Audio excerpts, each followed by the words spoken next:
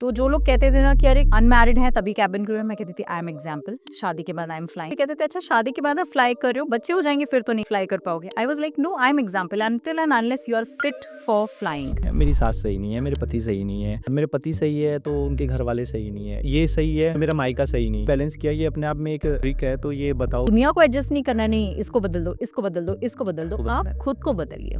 लड़कियां जीन्स नहीं पहन सकती थी, उनको स्कर्ट्स पहनने नहीं दिया जाता था, तो उस दौर से शुरुआत की है मैंने। मैनिफेस्ट कीजिए, यस मैनिफेस्टेशन आजकल बड़ा चल रहा है, मैनिफेस्ट ये मैनिफेस्ट करो, वो मैनिफेस्ट करो, बट आई थिंक ये वर्क करता है बिकॉज बचपन में जब मैं अपने आप से बात करती थी ना, मैं अपने आप को यही बोलती थी कि एक दिन मैं आसमान में उड़ूंगी, और मैं उड़ी। मेरा इंटरव्यू जब हुआ था, उस इंटरव्यू में मुझे दिल्ली आना था, मुझे मेकअप का कोई आइडिया नहीं था, यूट्यूब वीडियोस नहीं थे कि मैं मेकअप सीख पाऊँ, मुझे कोई हेल्प करने वाला नहीं था कि आपको क्या क्या अपने एक मेकअप पैलेट में रखना चाहिए। अभी तो लाइफ इतनी इजी है ना इस जनरेशन के बच्चों की, बस उन्हें एक सही दिशा में लेके जानी है। कि लड़का लड़की दोस्त नहीं हो सकते, और लेकिन फिर भी आपने कहा कि आपने मेल फ्रेंड बनाए, बहुत सारी लड़कियां भी बनाती है। एक लड़की को एक लड़के को दोस्त बनाने से पहले ध्यान में क्या रखना है? फ्रेंडशिप जो है, कहते हैं कि एक इतना प्योर रिलेशनशिप होता है। आप क्या करते हैं अलग जो बाकी पेरेंट्स नहीं करते अपने बच्चों को बैलेंस करने के लिए, जो इनके सबके काम आएगा? अब आपसे बातें छुपाता है, झूठ बोलता है, थोड़ी थोड़ी देर में चिड़चिड़ा हो जाता है, उसका जो स्क्रीन टाइम है वो बहुत बढ़ जाता है, और अगर आप बच्चे के पास में खड़े होकर भी बोल रहे हैं तो 2-3 बार सुनने के बाद जवाब देते हैं। These all are the science of stress. उसके पहले तक मुझे पता ही नहीं था कि मैं गलत सांस ले रही हूँ। उन्होंने बोला आप पेट में हाथ रखिए और आप सांस लीजिए। मैं लेके देखता हूँ। मैं आपका पेट अंदर जा रहा है, बाहर आ रहा है? ना अंदर ना बाहर। सांस ले रहे हो आप। बहुत सारे लोगों को लगता है कि हेल्थ पैसे से आती है, क्या ये मिथ है? Of course it is a myth. आज जाती हूँ जिम में और उनको ढेर सारा पैसा दे देती हूँ और मैं कहती हूँ भाई आप चलो मेरा वजन कम कर दो। एक्सरसाइज के नाम पे कुछ नहीं कर रहे हैं। आप सोच रहे हैं आपने वॉक कर ली वो एक्सरसाइज हो गई? नहीं, एक्सरसाइज में everything from your head to toe, everything आपको। आपके बेटे की तबीयत खराब थी, आपने जो भी ट्रैवल किया है, जितनी आपने चीजें की है, इतना मैसअप होने के बाद भी आपने कमिटमेंट को निभाया है, वैल्यूएबल टाइम दिया है। और आज की जनरेशन में ये बिल्कुल कमी है मैम, लोगों को अपने वर्ड्स की वैल्यू नहीं रही।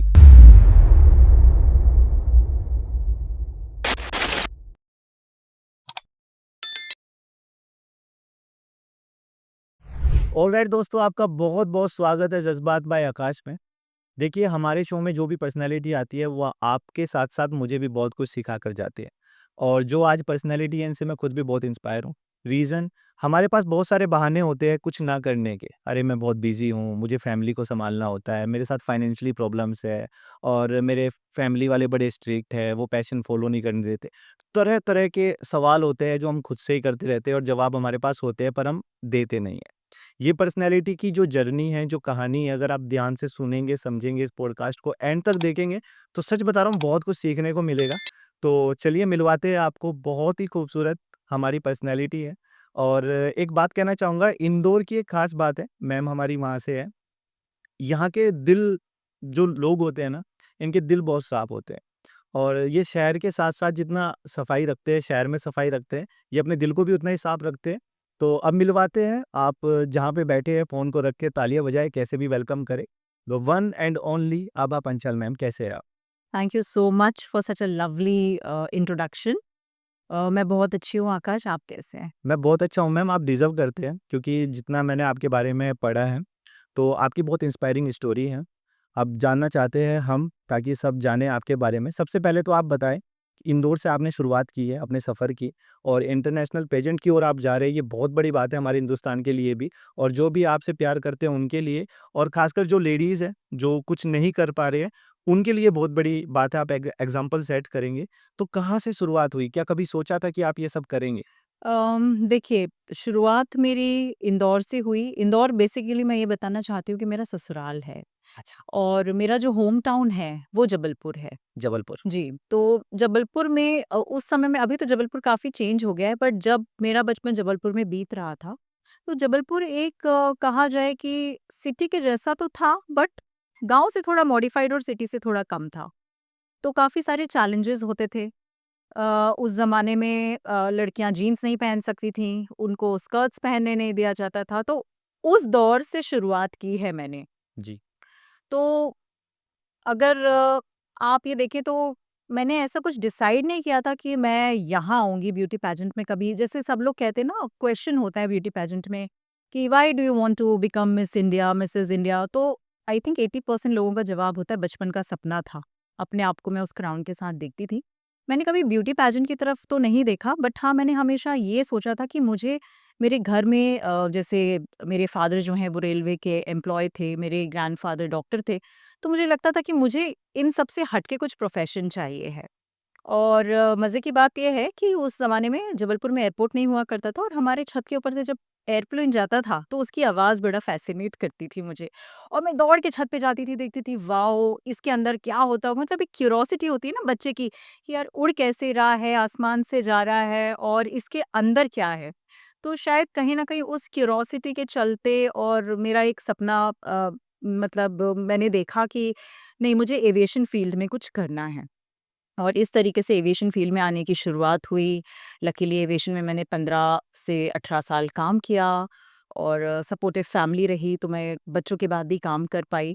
और उसके बाद जब एविएशन से मैंने रिटायरमेंट लिया, तो मैं ब्यूटी पेजेंट में आई। जी, बहुत सारे लोगों को मैं बता दूँ कि मैम केबिन क्रू से ब्यूटी पेजेंट, देन अब एविएशन चैनल आप स्टार्ट करने हाँ वाले हैं। जी, हाँ जी। तो ये मतलब कैसे क्या-क्या कुछ होगा आगे, थोड़ा-सा ये भी बताएँ पब्लिक। एविएशन चैनल का बेसिकली मेरा मोटो ये है कि मेरे कुछ फ्रेंड्स हैं, जो मतलब मेरे स्टू मैंने aviation as a aviation trainer भी काम किया है एक बहुत बड़े इंस्टीट्यूशन में। जी, और वहाँ के जो स्टूडेंट्स हैं वो भी मुझसे अभी तक कनेक्टेड हैं। कुछ ऐसे हैं जिनमें कैपेबिलिटीज़ हैं, बट वो हेफ़्टी फ़ीस नहीं दे सकते। वो भी मेरे पास आते हैं कि दीदी आप प्लीज़ मेरी हेल्प कर दो, या आंटी आप प्लीज़ मेरी हेल्प कर दो, इसका इंटरव्यू है, मैं कैसे प्रिपेयर करूँ? तो एक तरीके से ना मैं उन्हें हेल्प करना चाहती हूँ। दूसरी चीज़, एविएशन एक फ़ैसिनेटिंग जॉब है। अगर आप सुनेंगे एविएशन, तो आपकी आँखों में चमक आ जाएगी, अरे वाह! ये तो पायलट है, केबिन क्रू है। और इसके नाम पे ना बहुत सारी कंपनी जो है वो फ्रॉडलेंट भी कर रही हैं।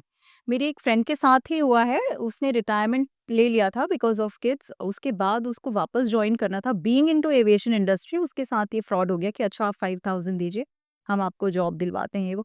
तो मेरा एविएशन चैनल जो शुरू करने का जो ख़ास मुद्दा है वो यही है कि मुझे एक तो ट्रेनिंग प्रोवाइड करनी है, जो चाहते हैं कि हम कहीं से ट्रेनिंग ले पाएँ या कोई हमारी हेल्प कर पाए। बहुत छोटी-छोटी चीज़ें होती हैं कि आपने उनको रिक्रूटमेंट टिप्स बता दिया, आपने उनके रिज़्यूमे में हेल्प कर दिया, आपने उनको अटायर बता दिया, आपने उनके ग्रूमिंग बेसिकली गाइडलाइंस क्या होते हैं केबिन क्रू के वो बता दिया। और उससे भी ज़्यादा इम्पोर्टेंट चीज़ ये होती है, आप उन्हें ये बताएँ कि कंपनीज़ किसके थ्रू रिक्रूट कर रही हैं। या जेन्युइन कम क्या है, रिक्रूटमेंट एजेंसीज़ क्या हैं? ताकि किसी आप के साथ किसी के साथ ऐसा फ्रॉड ना हो, बिकॉज़ छोटा अमाउंट है, बड़ा अमाउंट है, मैटर नहीं करता, बट किसी के मेहनत की कमाई है, वो मैटर करती है, और एक बार जाती है तो बहुत बुरा लगता है, हुँ। Isn't it? नहीं, ये बहुत बड़ी बात है। अगर आप ऐसा चैनल स्टार्ट कर रहे हैं तो सबको सपोर्ट भी करना चाहिए, और इससे बड़ी बात तो कुछ हो ही नहीं सकती कि 18 साल के एक्सपीरियंस के बाद आप वो सारा शेयर करने वाले हैं जी। वीडियोज़ में, और घर बैठे-बैठे वो सीख पाएँगे। ये बहुत बड़ी बात है ma'am. Thank you so much आप सबके तरफ से कि ये सब कर रहे हैं।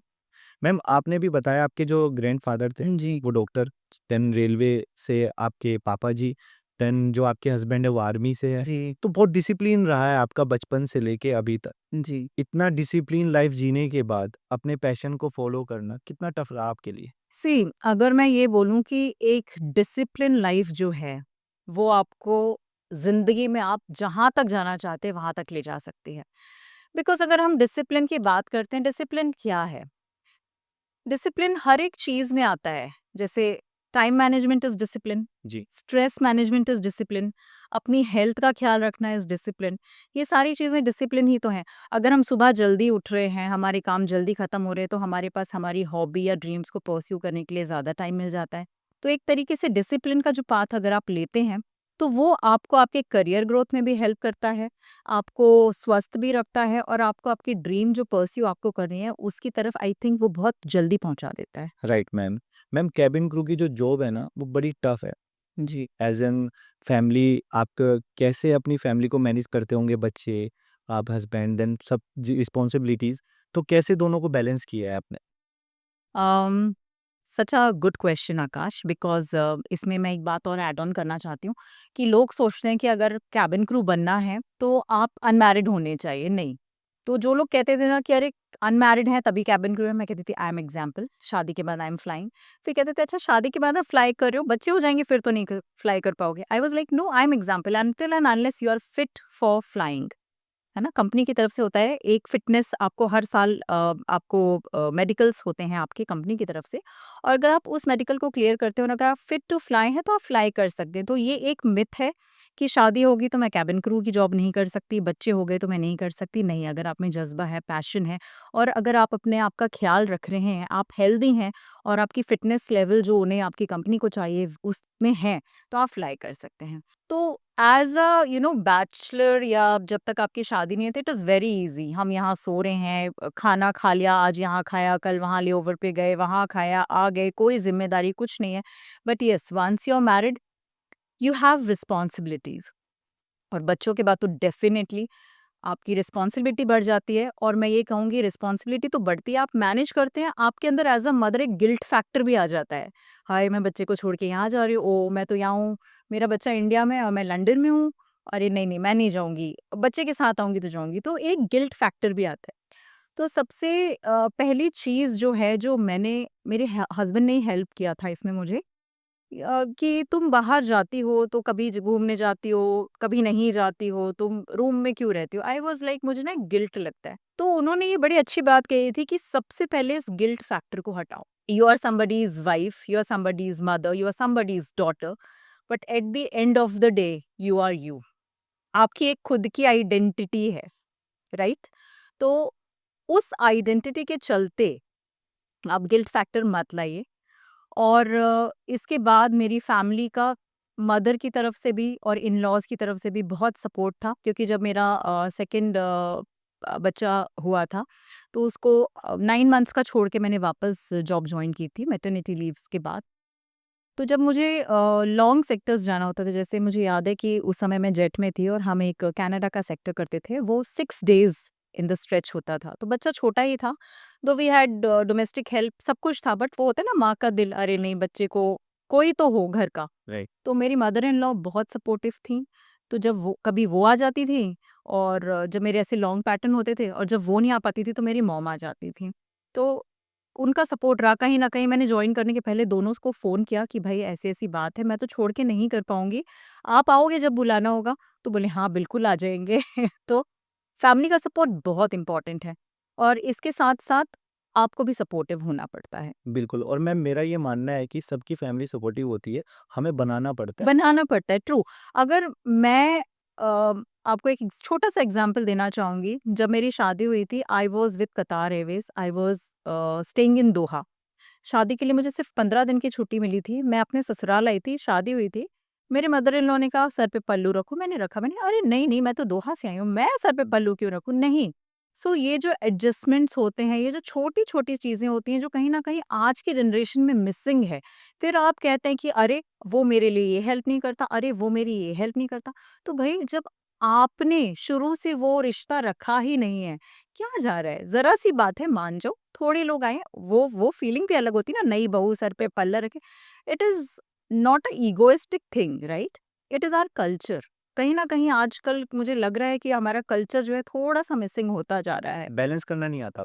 बैलेंस, हाँ, ये कह सकते हैं हम कि बैलेंस करना नहीं आता, या फिर इन्फ्लुएंस किसी का इतना ज़्यादा है, या फ्लो में बह जाते हैं लोग कि नहीं ये तो आउटडेटेड है, ओल्ड फैशन है। बट आप देखें तो हिस्ट्री रिपीट्स इटसेल्फ। हुँ। घूम फिर के हम वहीं आते हैं। मेरे ज़माने में बेल बॉट्स बहुत चलते थे, आज फिर वापस आ गए हैं। नहीं, ये आपने बिल्कुल सही बोला है। हमारे शो के थ्रू उन लेडीज़ को आप क्या एग्ज़ाम्पल देना चाहेंगे जो बैलेंस नहीं कर पा रहे हैं? मतलब जो किसी को ब्लेम करते हैं, मेरी सास सही नहीं है, मेरे पति सही नहीं है, और मेरे पति सही है तो उनके घरवाले सही नहीं है, या मेरे ये सही है तो मेरा मायका सही नहीं। तो कैसे आपने बैलेंस किया? ये अपने आप में एक ट्रिक है, तो ये बताओ प्लीज़, ताकि सबकी लाइफ़ अच्छी रहे। ट्रिक ये है कि बहुत छोटी-सी ट्रिक है, आपको दुनिया को बैलेंस नहीं करना है, आपको खुद को बैलेंस करना है। हुँ। Adjustment, adaptability is the key. आपको अडैप्टेबल होना है, अगर मैं आज आपके साथ अडैप्टेबल होंगी, तभी तो कल जाके मुझे ज़रूरत होगी तो आप अडैप्टेबल होंगे, राइट, राइट? 100%। तो आपको दुनिया को एडजस्ट नहीं करना, नहीं इसको बदल दो, इसको बदल दो, इसको बदल दो, को आप बताना है। खुद को बदलिए। और आप गाँव में हैं, गाँव जैसे रहिए, आप शहर में हैं, शहर जैसे रहिए, आप कहीं बाहर जा रहे हैं, वैसे रहिए, ऐसा देश वैसा वैसा देश, वैसा भेष।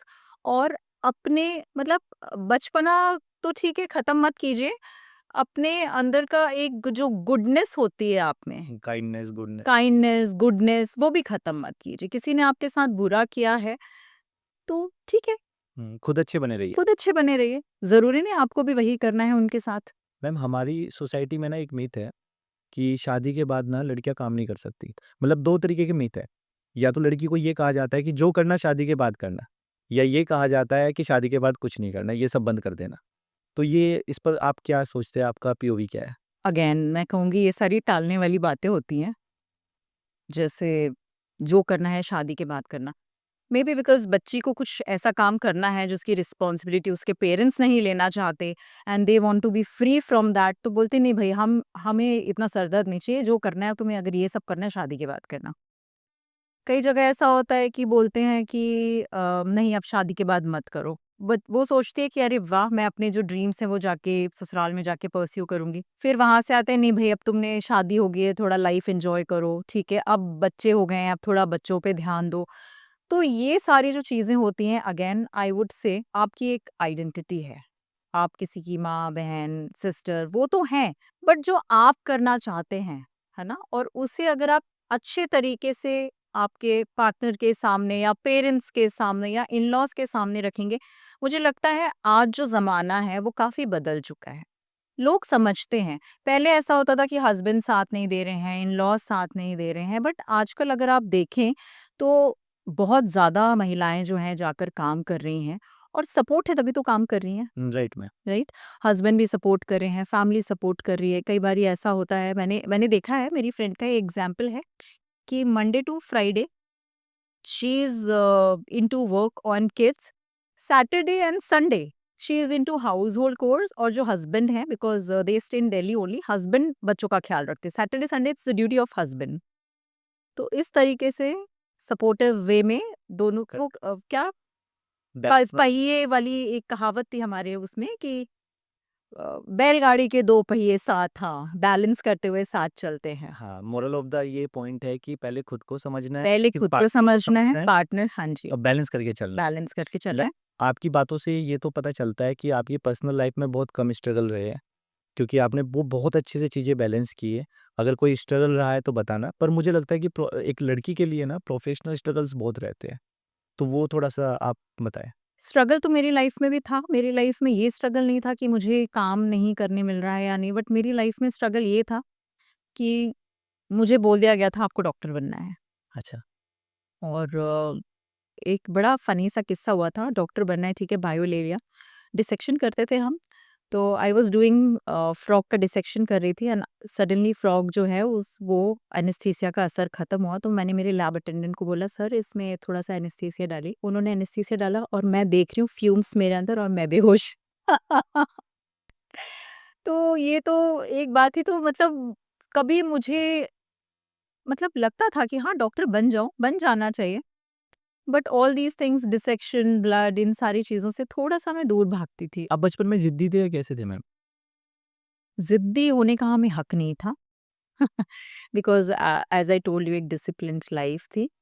बट मैं कहा जाए घर में ज़िद्दी आप नहीं कह सकते, भगत सिंह थी घर की। हाँ, क्रांति। क्रांति हाँ, क्रांतिकारी। ये नहीं चलेगा, वो नहीं चलेगा, लड़कियों को ये नहीं, मुझे याद है मेरे दादाजी डॉक्टर भी थे, बट फिर भी होता है ना समाज वाले आस-पास से आके बोलते हैं, "अरे डॉक्टर साहब कल मैंने उसको देखा था, वो तो स्कर्ट पहन के घूम रही थी, घुटने तक का था, अरे वो तो जीन्स पहन रही थी।"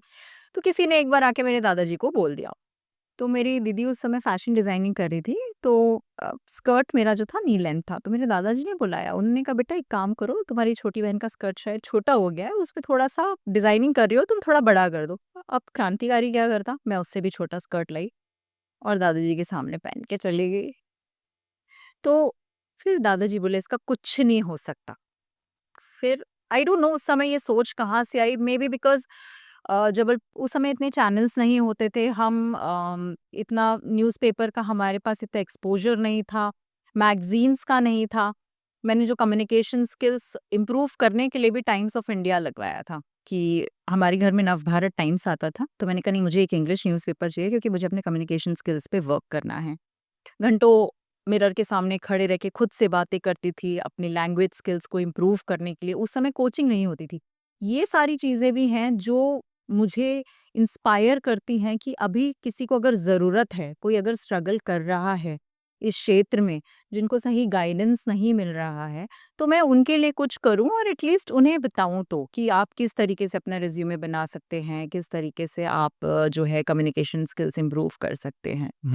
मैम मेरा आपसे सवाल है कि जो लड़कियाँ कपड़े पहनती है अपनी पसंद के, तो हमारे मतलब दुनिया का हो या सिर्फ़ हिंदुस्तान का हो कि 50% लोग पसंद करते हैं, 50% नापसंद करते हैं। इसका सही आंसर क्या है? अगर कोई पहनना चाहती है तो क्यों ना पहने? और पहनना चाहती है तो क्यों पहने? ये दोनों बताइए। देखिए, 2 चीज़ें हैं। जैसा कि आपने बोला 50% लोग पसंद करते हैं और 50% लोग नापसंद करते हैं। पहली चीज़, एक वुमन के लिए सबसे इम्पोर्टेंट बात है कि अगर आप कपड़े पहन रही हैं, आप अपने आप को एक बार मिरर में देखिए घर से निकलने के पहले कि क्या मैं इन कपड़ों में ठीक लग रही हूँ? किसी के ऊपर साड़ी इतनी अच्छी लगती है, साड़ी तो ख़ैर हमारी इंडिया की ऐसी चीज़ है जो सब पर अच्छी लगती है। बट कोई लोग होते हैं कि साड़ी अच्छे से नहीं पहन पाते, उन पे साड़ी अच्छी नहीं लग रही है। किसी पे जीन्स अच्छा लग रहा है, किसी पे अच्छा नहीं लग रहा है। अगेन आपकी एक पर्सनैलिटी है। आप सारे कपड़े हमेशा पहन सकते हैं मगर अगर आप एक ओकेजन में कहीं जा रहे हैं या आप किसी भी तरह के कपड़े पहन रहे हैं, आप बैकलेस पहन रहे हैं, आप ट्यूब टॉप पहन रहे हैं, आप फुल स्लीव्स पहन रहे हैं, इट इज़ वेरी इंपॉर्टेंट कि वो कपड़े आप पर अच्छे लगें और दूसरी चीज़ आप उन कपड़ों में कंफर्टेबल रहें। अगर आप उन कपड़ों में कंफर्टेबल हैं तो सामने वाला भी कंफर्टेबल। Right ma'am. मैम आपके जो हस्बैंड है वो आर्मी में है, तो इसके क्या एडवांटेज है और क्या डिसएडवांटेज है ये थोड़ा-सा बताएँ? बहुत सारे एडवांटेजेस हैं और डिसएडवांटेजेस भी हैं क्योंकि एक सिक्के के दो पहलू होते हैं। हमारी लाइफ में एडवांटेज और डिसएडवांटेज दोनों ही नहीं में से कुछ एक हो जाएगा तो लाइफ बड़ी बोरिंग हो जाएगी। तो एडवांटेजेस की अगर हम बात करें तो काफ़ी सारी फैसिलिटीज़ होती हैं। देन उसके बाद हर 3 साल में आप एक दूसरी सिटी जाते हैं जिससे आप एक दूसरी कल्चर को एक्सप्लोर कर रहे हैं, आपको काफ़ी कुछ सीखने मिल रहा है, आपके बच्चों को सीखने मिल रहा है। ऑल ओवर इंडिया में आपके फ्रेंड्स बन जाते हैं। हुँ। और अगर हम डिसएडवांटेजेस की बात करें तो ऐसे तो डिसएडवांटेज एज़ सच कुछ नहीं होता। दूरियाँ, ज़्यादा दूरियाँ? वो हाँ, वो तो होता है बट उसमें भी मैं आपको बोलूँगी कि वो भी एक एडवांटेज है बिकॉज़ कभी क्या होता है कि आपके जैसे हस्बैंड की पोस्टिंग फील्ड में है, जहाँ वो फैमिली के साथ नहीं रह सकते हैं। तो उससे वो अगेन मेरे ऊपर है, मैं उसे डिसएडवांटेज की तरह ले सकती हूँ, अरे यार! मैं यहाँ बैठी हूँ, वो वहाँ बैठे हैं, अब मैं क्या करूँ? अब मैं या तो मैं क्रिप करती रहूँ, अरे आज ये लाना है, वो लाना है या मैं सेल्फ डिपेंडेंट बन जाऊँ, अपने बच्चों को देखूँ, अपने आप को देखूँ और चीज़ें सीखूँ। नहीं बाहर निकल के मुझे क्या चीज़ करना है, किस तरह से मैनेज करना है। तो डिसएडवांटेज हाँ, ठीक है, दूरी इज़ अ डिसएडवांटेज कि कभी बर्थडे पे नहीं हैं, कभी एनिवर्सरी साथ में नहीं मना रहे हैं क्योंकि छुट्टी का प्रॉब्लम है। बट अगर आप उसमें भी एडवांटेज देखें, तो मैं सीख रही हूँ। मैं अकेले बच्चों को सँभालना सीख रही हूँ। मैं अकेले बाहर के काम करना सीख रही हूँ। इनफैक्ट फ़ोर व्हीलर भी मैंने तब चलानी सीखी थी when my husband was not with me, otherwise मैं उस कम्फर्ट ज़ोन में रहती ना, ज़रूरत या हाँ। ज़रूरत ही नहीं थी, अरे हस्बैंड तो हैं चला रहे हैं, अच्छा हस्बैंड नहीं है तो भैया तो हैं वो चला रहे हैं, चलो मुझे क्या ज़रूरत है। बट उस कम्फर्ट ज़ोन से मैं बाहर आई, मैंने कुछ सीखा। डिसएडवांटेज में एक ये भी होता है कि करियर चॉइसेस जो होते हैं, वो बहुत लिमिटेड हो जाते हैं। अगर आप मेट्रो में हैं तो मेट्रो में जैसे जब मैं कैबिन क्रू थी तो बॉम्बे से दिल्ली मैं ले सकती थी अपना ट्रांसफ़र। बट अगर जयपुर जाना है तो जयपुर में तो बेस ही नहीं है, तो वहाँ मुझे जाके कुछ करियर अपॉर्च्युनिटीज़ दूसरी ढूँढनी पड़ेंगी। तो ये कुछ डिसएडवांटेजेस होते हैं। फिर उसके बाद ये होता है कि आप अगर वर्किंग वुमन हैं, तो ऑफ़ कोर्स आप एक इतने प्यारे ऑर्गनाइज़ेशन में का पार्ट हैं, तो उनके भी आपसे एक्सपेक्टेशन होंगे कि आप आएँ और इफ जैसे मैं वर्किंग थी दिल्ली में तो बहुत सारे ऐसे वेलफेयर होते थे जो मैं मिस कर देती थी। मुझे अच्छा नहीं लगता था बट आप जानते हैं कॉर्पोरेट में it's so difficult to manage all these events कि हर बार आपको छुट्टी लेनी पड़े। बट जितने अटेंड कर पाती थी कर लेती थी। उसमें मैं ये नहीं कहती थी अरे छोड़ो ना यार क्या करना वहाँ जाके। मैम बहुत सारी लड़कियाँ हैं जो आपकी तरह सक्सेसफुल होना चाहती है और अपने ड्रीम्स को पूरा करना चाहती है। जैसे लड़कियों के अंदर अंडरस्टैंडिंग होनी चाहिए, बैलेंस क्वालिटी होनी चाहिए और खुद के बारे में सोचे ये होना चाहिए कि अपने लिए क्या कंफर्टेबल है ये होना चाहिए। तो इस तरह और क्या-क्या क्वालिटीज़ होनी चाहिए जो आज की जनरेशन की लड़कियों में कम दिखाई दे रही है, जो आपको लगता है कि ये होना चाहिए? सबसे पहले तो ये बोलना चाहूँगी मैं कि जो आज की जनरेशन है, उनके पास कितना एडवांटेज है। हुँ। मतलब मैं अपने एग्ज़ाम्पल को देखती हूँ, मेरे पास तो लैंग्वेज बैरियर्स थे, फिर उसके बाद जबलपुर जैसी शहर में मुझे स्कर्ट्स, मैं आपको बता रही हूँ, मेरा इंटरव्यू जब हुआ था, उस इंटरव्यू में मुझे दिल्ली आना था। मुझे मेकअप का कोई आइडिया नहीं था, यूट्यूब वीडियोज़ नहीं थे कि मैं मेकअप सीख पाऊँ। मुझे कोई हेल्प करने वाला नहीं था कि आपको क्या-क्या अपने एक मेकअप पैलेट में रखना चाहिए। उसके बाद मुझे कोई ये बताने नहीं वाला नहीं था कि अटायर क्या करो। उसके बाद मुझे जो इंटरव्यू था वो देना था स्कर्ट्स में। वो स्कर्ट मैंने मेरे घर के पास एक जेंट्स टेलर थे, उनसे स्टिच करवाया था। So this was my struggle. तो अभी तो लाइफ इतनी ईज़ी है ना इस जनरेशन के बच्चों की, बस उन्हें एक सही दिशा में लेके जानी है। पहली चीज़ मैं उनसे ये बोलना चाहूँगी, आप किसी और को देख के अपनी लाइफ कंपेयर मत कीजिए, बिकॉज यू आर यूनिक। क्योंकि जब आप उसकी लाइफ से अपने आप को कंपेयर करेंगे, आप एक स्ट्रेस में चले जाएंगे। आपको स्ट्रेस आएगा, अरे इसके पास ये है मेरे पास नहीं है, अरे वो इतना अच्छा बोलता है मैं नहीं बोलता। अगर वो कम्युनिकेशन स्किल्स उसके अच्छे हैं और आपकी नहीं है, इंस्टेड ऑफ सेइंग कि अरे वो ऐसा है मैं ऐसा हूँ, आप उस पर काम अपने आप पर काम कीजिए। आप उसको एज अ एसेट लीजिए कि भाई तेरे कम्युनिकेशन स्किल्स इतने अच्छे हैं, मुझे भी सिखा दे। तो एक सही दिशा में अपनी लाइफ को लेके जाइए। ज़रा-ज़रा सी चीज़ों में जो नेगेटिविटी आजकल का यूथ लेकर आता है, उसे हटाइए। मैनिफेस्ट कीजिए, यस मैनिफेस्टेशन आजकल बड़ा चल रहा है। हुँ। मैनिफेस्ट ये मैनिफेस्ट करो, वो मैनिफेस्ट करो, बट आई थिंक ये वर्क करता है। बिकॉज़ बचपन में जब मैं अपने आप से बात करती थी ना, मैं अपने आप को यही बोलती थी कि एक दिन मैं आसमान में उड़ूँगी, रापुड़े और मैं उड़ी। उस समय ये सब मैनिफेस्टेशन और ये सारा कुछ नहीं था, बट यस, हम जो चाहते हैं, हम जो ड्रीम देखते हैं, वो सच तभी होती हैं जब हम शिद्दत से उसमें अपना जी-जान देकर काम करते हैं। काम करते हैं। पहले देखना है फिर काम करना है उसके लिए। जी, जी। और ऐसा नहीं है, मैं अच्छा आजकल के यूथ के साथ ये भी है, एक गोल नहीं है, ए, बी, सी, डी, ई, एफ नहीं, आप एक गोल रखिए, एक प्लान रखिए, और अगर वो नहीं सक्सेस होता है, एक प्लान भी रखिए, दैट्स इट। आपके थे मैम प्लान बी? प्लान भी हर लड़की की उस समय में प्लान भी यही होता था, शादी। मेरा भी प्लान भी था, ठीक है, किसी से अच्छे डॉक्टर, इंजीनियर से शादी कर लेंगे। आप किस्मत पे बिलीव करते हैं? हाँ, करती हूँ। तो ये सब आपकी किस्मत में था या आपने हार्ड वर्क करके अचीव किया है? किस्मत में तो था, नो डाउट, बट अगर मैं बोलूँगी ये पानी रखा है मेरी किस्मत में, ये पानी पीना है, मैं पी पाऊँगी? नहीं। इसके लिए मुझे हार्ड वर्क करना पड़ेगा, हाँ। बॉटल उठानी पड़ेगी। मेरी किस्मत में है पानी पीना, बट मुझे ढक्कन खोलना पड़ेगा और ओके। पानी पीना पड़ेगा। सो आपकी किस्मत में चीज़ें होती हैं, और अगर आप हार्ड वर्क नहीं करते हैं, आप उसके साथ जस्टिफिकेशन नहीं करते हैं, तो वो कैसे मिलेगी आपको? और दोस्ती कैसी रही मैम? अमेज़िंग। फ्रेंड्स मेरे बहुत अच्छे थे, अभी तक टच में हैं हम। लाइफ में कहते हैं ना, दोस्त चुनिंदा रखिए, बट अच्छे रखिए। तो मेरे साथ भी वही था। बहुत गिने-चुने फ्रेंड्स हैं मेरे, जिनसे मैं अभी भी टच में हूँ, और बहुत अच्छा एक्सपीरियंस है। और जैसे कि मैंने बताया कि उस समय में लोगों की सोच इतनी ऑर्थोडॉक्स होती थी कि लड़के फ्रेंड्स नहीं हो एक सकते, लड़का और लड़की कभी दोस्त कभी नहीं हो दोस्त सकते। नहीं हो सकते। तो लकीली मेरे पास और ऐसा होता था ना कि अरे फ्रेंड मत बनाओ, भाई बना लो, राखी बाँध दो बस। राखी बांधो। तो क्यों बांधू, मेरा भाई है, मैं उसको राखी बांधूँगी। आपकी सोच सही होनी चाहिए। अपनी लिमिट्स आपको पता होनी अपनी चाहिए। लिमिट्स पता होना चाहिए, आपको डिसिप्लिन में होना चाहिए, और आपको पता होना चाहिए कि हर रिश्ता अलग होता है। अगर आपका किसी से फ्रेंडशिप का रिश्ता है, वो फ्रेंडशिप है, उसकी लिमिटेशंस अलग हैं। अगर आपका किसी से अफेयर है, वो रिश्ता अलग है, उसकी अपनी लिमिटेशंस अलग हैं। अगर आप किसी की वाइफ हैं, वो रिश्ता अलग है, उसकी लिमिटेशंस अलग है। तो बेसिकली जो लिमिटेशंस होती हैं, आपको वो पता होना चाहिए। मैम जहाँ से हम लोग आते हैं, सेम मैं भी ऐसी फैमिली से आता हूँ। तो हमारे उसमें कहते हैं कि लड़का-लड़की दोस्त नहीं हो सकते और लेकिन फिर भी आपने कहा कि आपने मेल फ्रेंड बनाए, बहुत सारी लड़कियाँ भी बनाती हैं।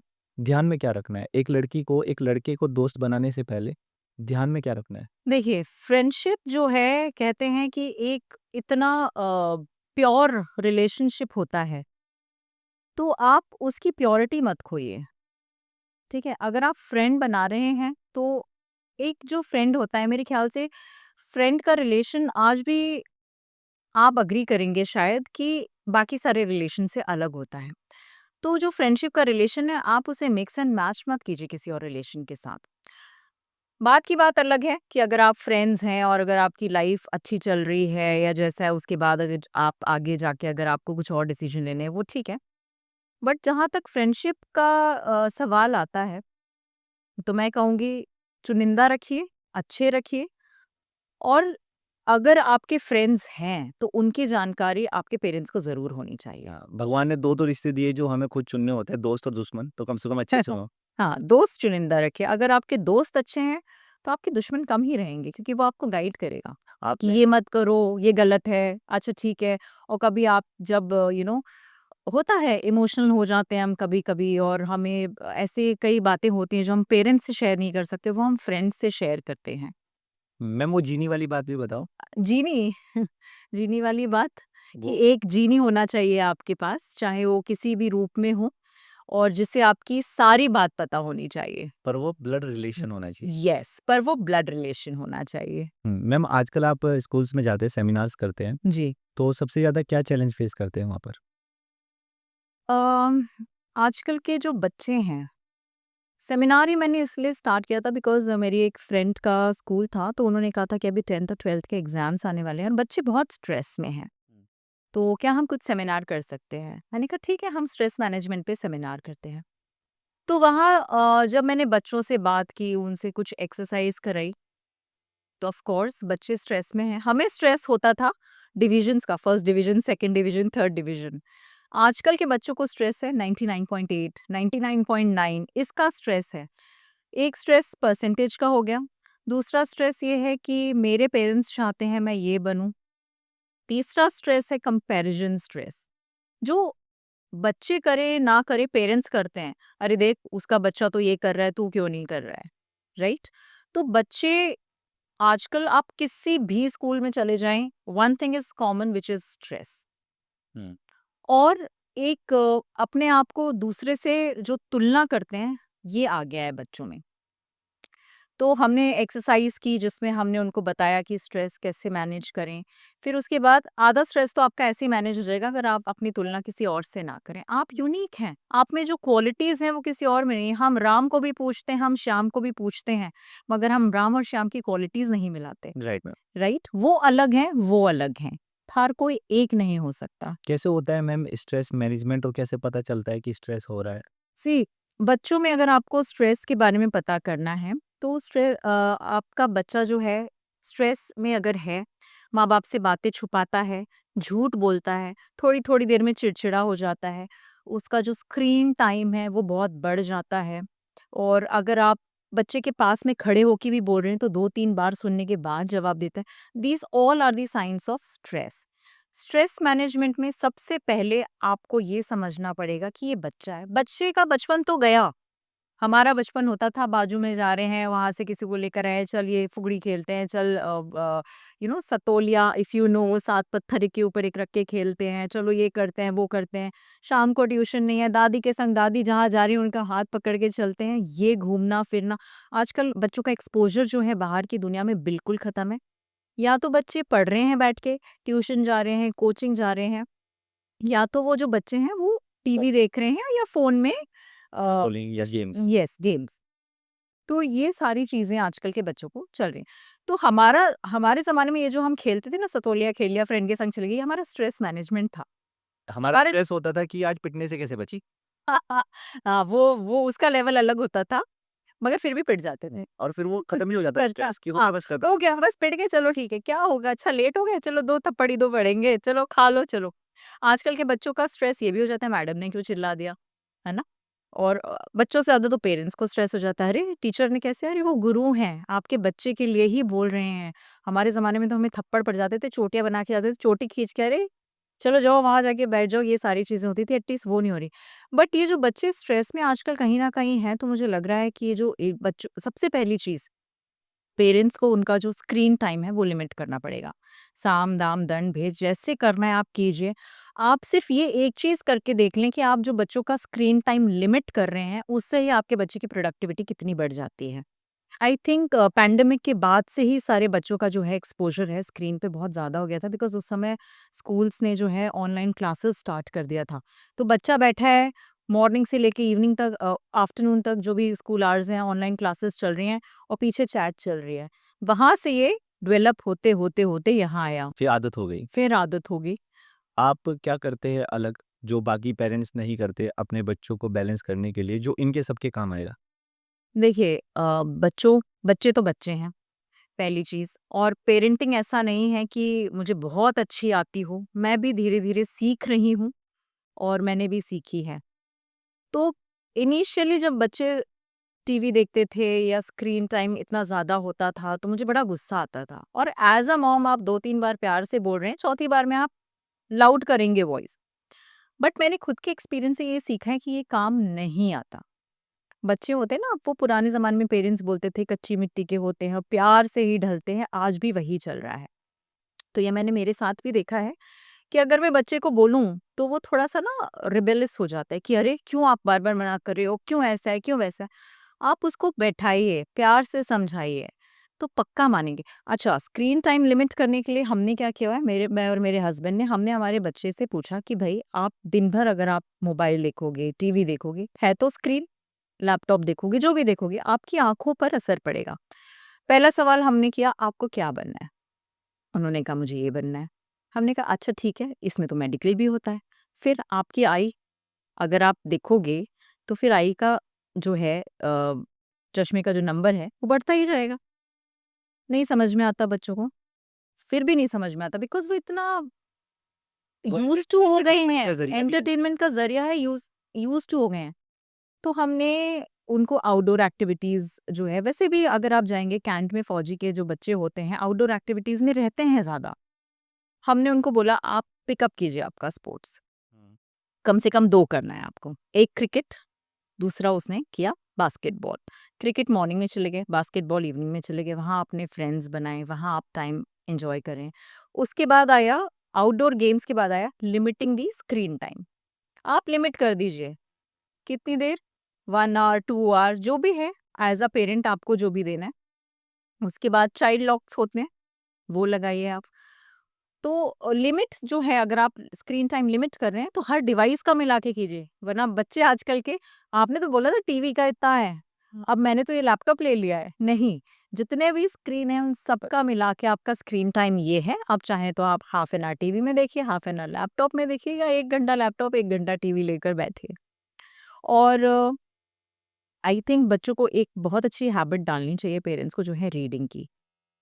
उनको जो भी बुक इंटरेस्ट करती है, चाहे फ़िक्शन हो, चाहे जो हो, चाहे नॉलेजेबल बुक्स हों, आप उनको दीजिए कि वो पढ़ें उस बुक को, और बेसिकली बेड टाइम जाते समय। तो एक तो ये होता है कि बुक रीडिंग से जो बच्चे हैं, उनका स्ट्रेस भी मैनेज होता है। वो कम्युनिकेशन स्किल्स में न्यू वर्ड्स सीख रहे हैं, जो नए वर्ड आ रहे हैं उसका मीनिंग पूछ के, उनकी वोकैब्युलरी इम्प्रूव हो रही है, राइटिंग स्किल्स इम्प्रूव होगी, कम्युनिकेशन स्किल्स इम्प्रूव होगी। तो reading a book is something which should be mandatory for a kid. हुँ। हमारे शो के थ्रू मैम उन वुमेन्स को आप क्या कहना चाहेंगे जो किसी न किसी पे डिपेंड है? या तो पापा पे, या मम्मी पे, या पति पे, या भाई पर, है ना? और जिनमें सेल्फ कॉन्फिडेंस नहीं है बिल्कुल भी। अरे! सेल्फ डाउट दुनिया भर के भरे हुए हैं। तो आप क्या कहना चाहेंगे उनके लिए, और कैसे प्रमोट करेंगे कि ये ठीक हो पाए? पहली बात तो मैं ये कहना चाहूँगी कि बहन, तुमको जो करना है ना, वो तुम कर सकती हो। सेल्फ डाउट रखने की ज़रूरत नहीं है। सिर्फ़ ज़रूरत है तो उस चिंगारी को ज़रा-सी हवा देने की कि भाई मैं ये कर सकती हूँ। मुश्किलें आएँगी, ऑफ़ कोर्स आएँगी, हर एक की लाइफ़ में आती है। बट उसे आप नेगेटिविटी, फेलियर आएँगे, उसे आप नेगेटिव मत लीजिए। अरे मैं फ़ेल हो गई। आप फ़ेल हो गए, अगर आप नहीं फ़ेल होते, ठीक है, आप फर्स्ट आ जाते, चलिए आप आ गए फर्स्ट, उसके बाद क्या? फ़ेल हो गए, आपने अपने फेलियर से सीखा, आपने एक स्किल डेवलप की, अरे मैं इस वजह से फ़ेल हुई, मैंने ये स्किल डेवलप की, और अब मैं जब जाऊँगी ना, तो इससे बढ़िया ही जाऊँगी और झंडे गाड़ के आऊँगी। तो डिपेंडेंट रहना अच्छी बात है, बिकॉज़ नेचर हम पे डिपेंडेंट है। थोड़ी-थोड़ी, छोटी-छोटी चीज़ों के लिए आप डिपेंडेंट रहिए, मगर अपनी पहचान सेल्फ डिपेंडेंट और अपनी पहचान बहुत ज़रूरी है। मैं ये नहीं कह रही कि आप आपके पास बहुत पैसा है, आप पैसे कमाने के लिए मत नौकरी कीजिए। आप अगर जॉब कर रहे हैं, तो जॉब आपको सिर्फ पैसे नहीं दे रहा है। जॉब के साथ-साथ आपके साथ बहुत सारी चीज़ें आ रही हैं। आपके साथ एक लाइफ़स्टाइल आ रही है, आपको फ्रेंड्स मिल रहे हैं, आपका स्ट्रेस मैनेज हो रहा है, आप घर के अलावा बाहर जा रहे हैं, दूसरे लोगों के साथ मिल रहे हैं, उठ रहे हैं, बैठ रहे हैं, एक सोशल सर्कल इम्प्रूव हो रहा है, बहुत सारी चीज़ें हो रही हैं। जो आपको ऑफ कोर्स आगे लाइफ में आगे बढ़ने में मदद करती हैं। आपकी लाइफ में कोई ऐसा मोमेंट आया है जो आपको अब लगता हो कि अगर मेरे पास टाइम मशीन हो तो वापस जाके ठीक कर दूँगी? एज़ सच तो ऐसा मोमेंट नहीं आया, बट टाइम मशीन में मैं चाहती हूँ अगर मेरे पास टाइम मशीन हो, तो मैं वापस अपने स्कूल में जाऊँ और वो जो बचपना मैंने जिया है ना, उसको दोबारा जिऊँ। बहुत यादें हैं मतलब मेरी दादी और दादाजी के घर की, और क्योंकि हम एक जॉइंट फैमिली में रहते थे, तो वो अमेज़िंग ही एक्सपीरियंस है। तो ठीक करने वाला तो कुछ नहीं है, बट येस मैं चाहूँगी कि अगर मैं कुछ ठीक कर सकूँ, तो मेरी दादी जब मैं बहुत छोटी थी तो एक्सपायर हो गई थी, तो मैं उनका साथ और चाहती हूँ, थोड़ा टाइम स्पेंड थोड़ा करना टाइम चाहिए। स्पेंड करना चाहती हूँ। देखो आपकी लाइफ में प्रॉब्लम्स इसलिए कम है मैम क्योंकि आपने बैलेंस बहुत अच्छे से किया है और जितना मैंने आपसे कन्वर्सेशन की है उससे यही मैं समझा हूँ एवरीथिंग इज़ बैलेंस कि ये बस हर चीज़ को बैलेंस करके चलो डिसिप्लिन। और डिसिप्लिन तो मैम वो तो सबसे पहले है। बाकी आपने फ़िटनेस का राज बताओ क्योंकि बहुत सारे जैसे ही मोम बनती है तो फिर वो मोम ही लगने लगती है। चलो थैंक यू, आपने फ़िटनेस का राज़ पूछा, ऐज नहीं पूछी।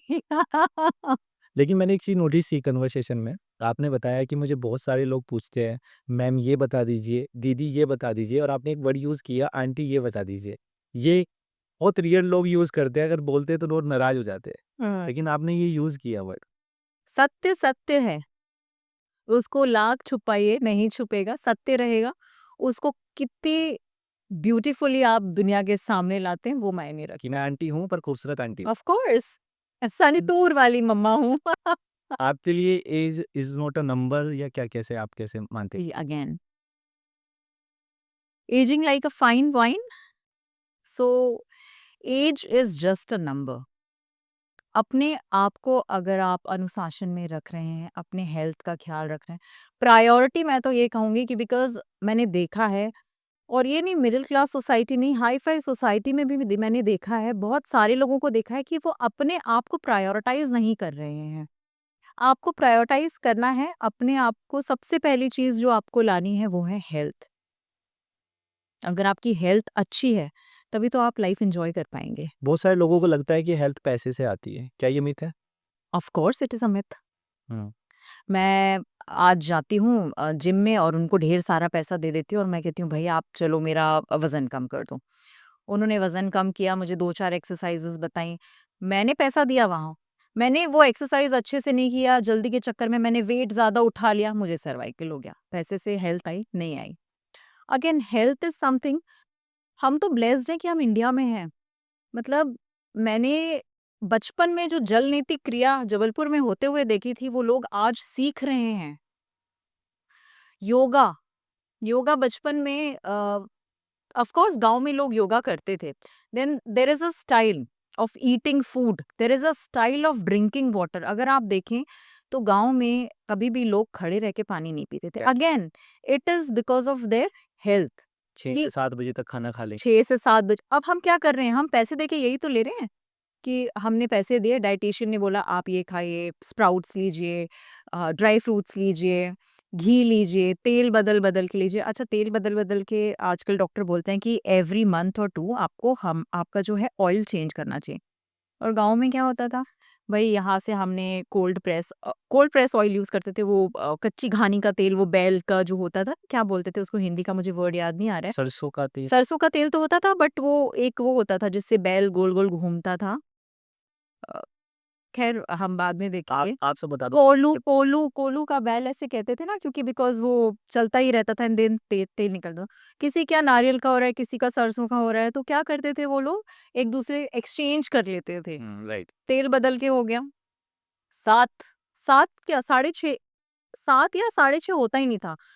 सूरज डाउन हुआ उसके पहले खाना खाया, सब कुछ क्लोज किया, सो गए। अर्ली मॉर्निंग हम उठ गए किसके साथ? सनराइज के साथ। अभी क्या हो रहा है? अभी भी यही हो रहा है। आप कितने सारे चैनल्स देख लीजिए, आपको क्या बोलते हैं, गोधूली बेला में आप खाना खाइए, अंधेरा होते होते सो जाइए और मॉर्निंग सनराइज के साथ उठ जाइए तो दिन भर एनर्जेटिक रहेंगे। तभी तो वो दिन भर एनर्जेटिक रहते थे, खेत में काम करते थे, महिलाएँ इतनी दूर-दूर जाकर पानी भर के लाती थीं। हम कर सकते हैं? हम नहीं कर सकते, क्योंकि हमने अपने आप को एक्सप्लॉइट कर लिया है एक लाइफ़स्टाइल के चलते। और जैसे हम बच्चों को कहते हैं कि वो यूज्ड टू हो चुके हैं, तो हम भी यूज्ड हम भी यूज़्ड टू हो चुके हैं। कोई बोले कि आप बैठ के झाड़ू-पोंछा कीजिए, अरे आपके घर मेड आ रही है, आपकी तो आदत ही छूट गई है। But again this is a very good thing कि आप अपनी हेल्थ के साथ-साथ, बिकॉज़ लोगों को आजकल घुटने की भी तकलीफ़ें हो रही हैं। क्यों हो रही हैं? आप नीचे बैठते नहीं हैं, आप कुर्सी तक ही लिमिटेड हैं, आप उठ नहीं रहे हैं, बैठ नहीं रहे हैं, आप वॉशरूम से लेके हर जगह हर रिपेयर हो जाएगी। जगह आप एक्सरसाइज़ के नाम पे कुछ नहीं कर रहे हैं। आप सोच रहे हैं आपने वॉक कर ली वो एक्सरसाइज़ हो गई, नहीं। एक्सरसाइज़ में everything from your head to toe, everything आपको ब्रीदिंग एक्सरसाइज़ भी करनी चाहिए। अगर आप में स्ट्रेस है, मैं ये ऐड ऑन करना भूल गई कि बच्चे में अगर स्ट्रेस है तो ब्रीदिंग एक्सरसाइजेस, ब्रीदिंग पैटर्न्स भी ऐसे होते हैं जो आपकी स्ट्रेस को रिलैक्स करते हैं। अच्छा, मैंने एक अटेंड किया था सेमिनार, उसके पहले तक मुझे पता ही नहीं था कि मैं गलत सांस ले रही हूँ। उन्होंने बोला आप पेट पे हाथ रखिए और आप सांस लीजिए।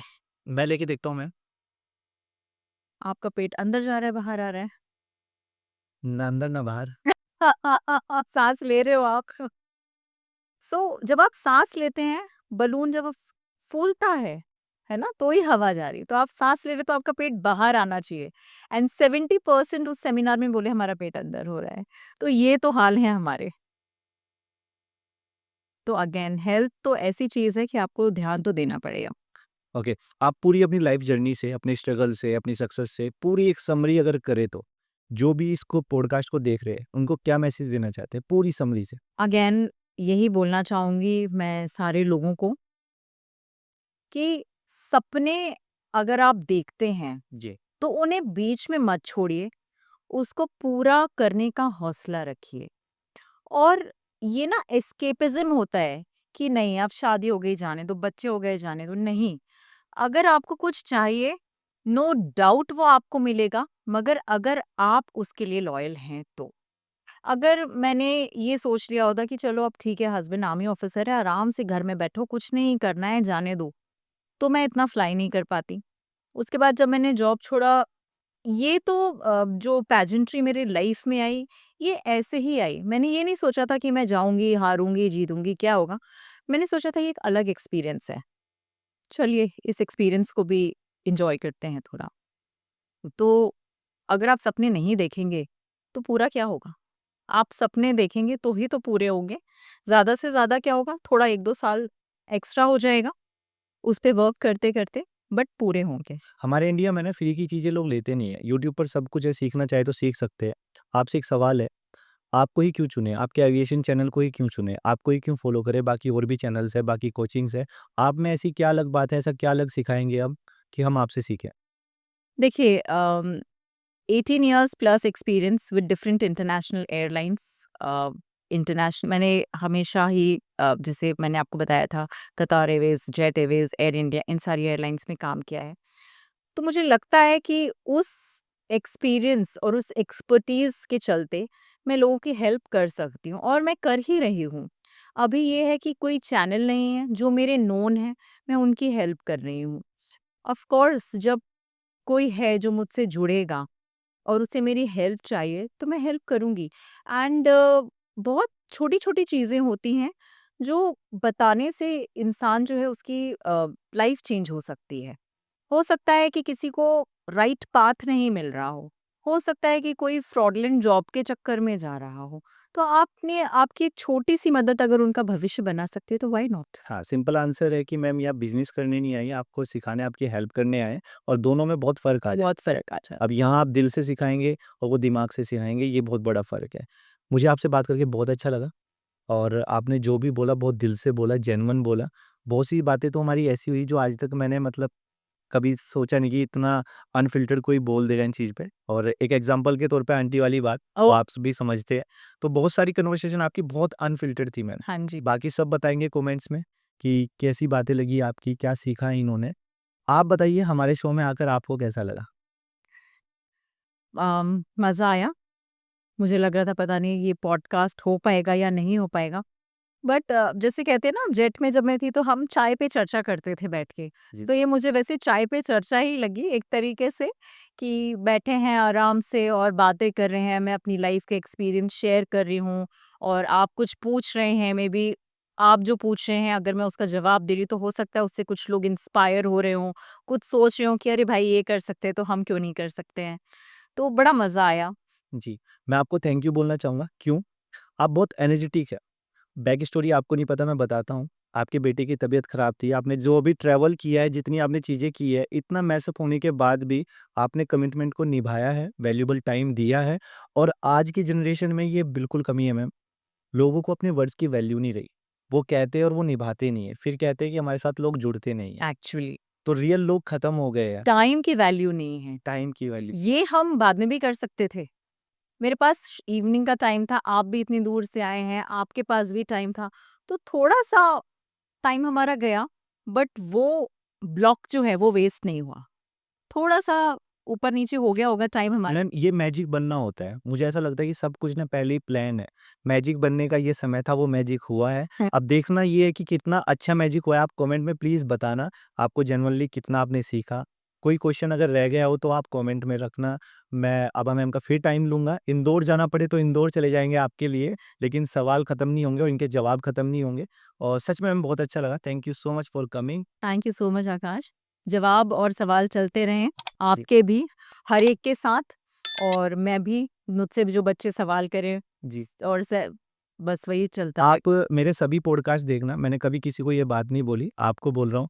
आपके एविएशन चैनल में क्योंकि आपका विज़न बहुत प्यारा है, आप फ्री में कुछ सिखाने आए हो, सबकी हेल्प करने आए, मेरा फुल सपोर्ट है मैम। मेरी टीम का, मेरी ऑडियंस का फुल सपोर्ट है। Thank you so much. और आपका भी बहुत-बहुत थैंक यू इस एपिसोड को यहाँ तक देखने के लिए और जल्द मिलते हैं आपको नए एपिसोड के साथ। मैं आपका आकाश चौधरी, धन्यवाद, धन्यवाद, धन्यवाद ma'am. Thank you, thank you.